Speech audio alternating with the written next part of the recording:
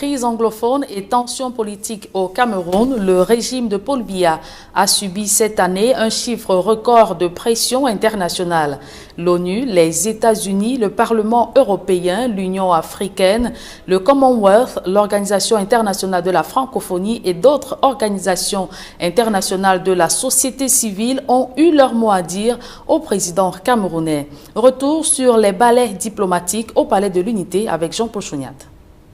De toute son histoire diplomatique, le Cameroun n'a jamais autant été exposé au devant de la scène internationale, comme c'est le cas en ce moment, depuis l'éclatement du conflit armé dans les deux régions anglophones et la crise post-électorale de la présidentielle 2018. Pour la seule année 2019 tirant à sa fin, la question de la crise anglophone au Cameroun a été évoquée à plusieurs reprises au sein des organisations internationales. On pourrait citer le Conseil de sécurité des Nations Unies avec 3 réunions sur la crise anglophone, dont la première date de mai 2019. La pression internationale sur le régime de Yaoundé s'est accrue avec la brutalité des États-Unis. L'entretien de Paul Biya avec le sous-secrétaire américain chargé des affaires africaines, Tibor Nag, suivi de sa sortie devant le Congrès américain, dénonçant des violences féroces et violations des droits humains dans les deux régions en crise. De la sourde oreille du régime de Yaoundé sur des injonctions voilées de Washington, le bouillant président américain Donald Trump sanctionne le Cameroun, le suspendant des avantages de l'AGOA avec effet immédiat dès janvier 2020.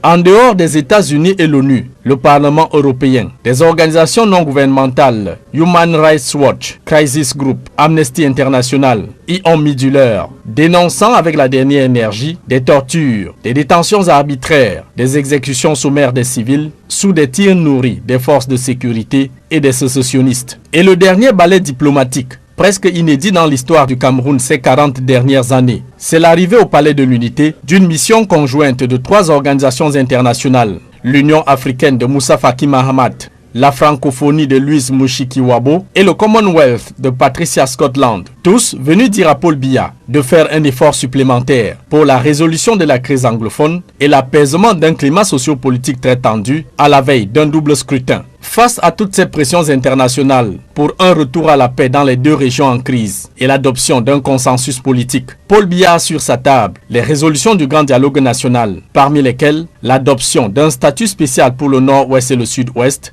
l'accélération de la mise en œuvre de la décentralisation, la réforme du code électoral et l'éventuel report du double scrutin du 9 février 2020. Une ou plusieurs de toutes ces questions fatalement liées entre elles pourraient sans aucun doute constituer l'ordre du jour de la session extraordinaire du Sénat et l'Assemblée nationale dès ce 13 décembre 2019.